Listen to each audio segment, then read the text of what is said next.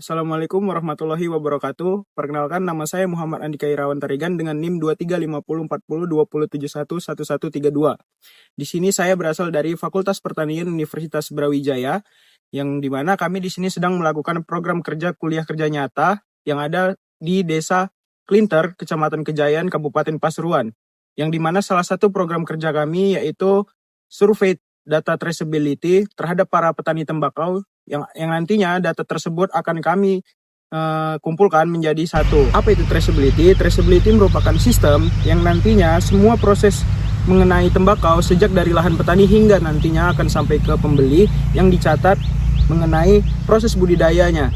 Kemudian tujuannya untuk memastikan tembakau yang dihasilkan berkualitas aman dan diproduksi secara bertanggung jawab. Cara sistem kerjanya itu gimana sih? Kami sebagai mahasiswa KKN mengisi formulir yang traceability yang telah diberikan kepada kami, yang kemudian nantinya kami melakukan wawancara atau tanya jawab kepada petani kami masing-masing, yang nantinya informasi itu akan kami catat di dalam form budidaya. Apa saja sih isi yang ada di dalam form budidaya tersebut? Yaitu ada nama dan lokasi para petani, kemudian jenis varietas tembakau para petani, kemudian tanggal tanam dan panen tembakaunya, jenis pupuk dan pestisida yang digunakan, kemudian cara pengolahan dan pengeringan tembakaunya. Kenapa traceability ini penting dilakukan bagi para petani? Nantinya pembeli ingin tahu apakah tembakau berasal dari asal-usul yang jelas, kemudian tembakau ini memiliki kualitas yang baik, buruk, atau tidak sama sekali. Kemudian traceability ini bukan hanya bermanfaat bagi pembeli, tapi juga para petani, yang dimana dengan mengikuti sistem ini, para petani itu dapat berbagai manfaat seperti potensi harga jual yang dapat lebih tinggi, kemudian peningkatan kepercayaan dari para pembeli terhadap para petani yang menjual tembakau tersebut.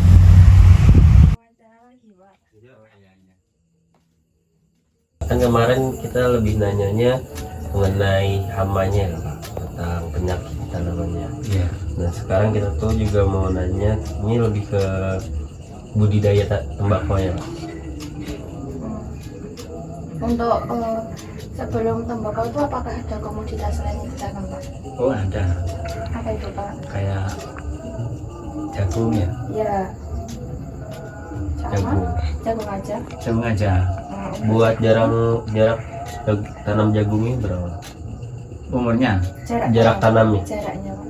oh setelah jagung langsung dapat tembakau gitu. Nggak, jarak tanam pertanaman jagung. Pertanamannya itu sekitar 40 samping ya.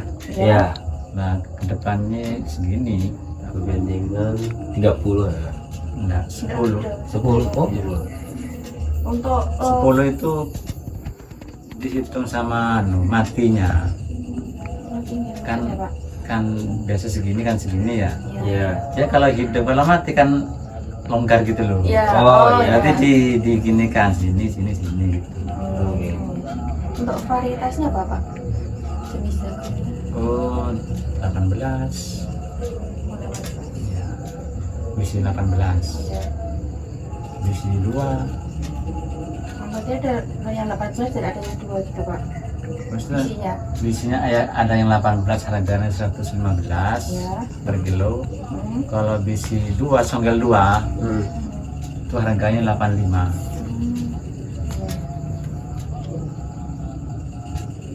Untuk pupuknya sendiri, Pak, pupuk yang digunakan. Urea. Yang pertama di sini ada tracing commodity form, yaitu yang ada data petani yang dimana itu merupakan biodata dari petani tersebut, yaitu nama petani, usia, nomor WA, alamat domisili, dan status keanggotaan kelompok tani. Kemudian ada indikator terdaftar sebagai anggota kelompok tani, di mana petani tersebut merupakan anggota kelompok tani atau bukan. Kemudian yang B, data lokasi lahan, yaitu alamat lahan, aksesibilitas lahan itu mudah dijangkau, hanya bisa pakai motor atau sulit dijangkau. Kemudian luasan lahan tersebut dan titik koordinat lahan tersebut. Selanjutnya ada yang C, informasi tanam, tanggal awal tanam dan estimasi waktu panen. Kemudian varietas tembakau apa yang digunakan pada lahan tersebut. Kemudian estimasi jumlah panen itu berapa kilogram per hektar. Kemudian pestisida yang digunakan seperti apa, merek dagangnya, dan kuantitas aplikasinya dan dosisnya itu berapa. Kemudian yang terakhir, akses penjualan. Apakah sudah ada pembeli tetap pada tembakau yang akan dipanen. Kemudian informasi pembelinya itu nama, alamat, dan nomor HP-nya. Kemudian sebutkan rentang harga jual tembakau yang akan dijual kepada pembeli. Kemudian di sini ada lembar penelusuran budidaya tanaman. Yang pertama yaitu komoditas sebelumnya yang ditanam di lahan tersebut, yaitu varietasnya apa, kemudian jarak tanamnya berapa kali berapa. Kemudian asal benih atau bibit tersebut diambil itu dari mana. Kemudian penggunaan pupuk yang dilakukan yaitu jenis pupuknya apa, waktu aplikasinya kapan, dan dosis pupuknya berapa. Kemudian ada gangguan yang terjadi di lahan tersebut seperti nama lokal dan nama ilmiahnya, kemudian tanda-tandanya dan juga pada fase tanaman itu. Kemudian yang berikutnya ada komoditas saat ini atau tembakau, yaitu varietas apa yang digunakan, kemudian jarak tanamnya berapa, kemudian asal benihnya atau bibitnya itu berasal dari mana, kemudian penggunaan pupuk, jenis pupuk apa yang digunakan, kemudian waktu aplikasinya itu kapan, kemudian dosis pupuknya itu berapa. Lalu gangguan serangan hama yang terdapat yaitu namanya apa, kemudian tandanya seperti apa, dan pada fase apa tanaman tersebut biasanya terserang.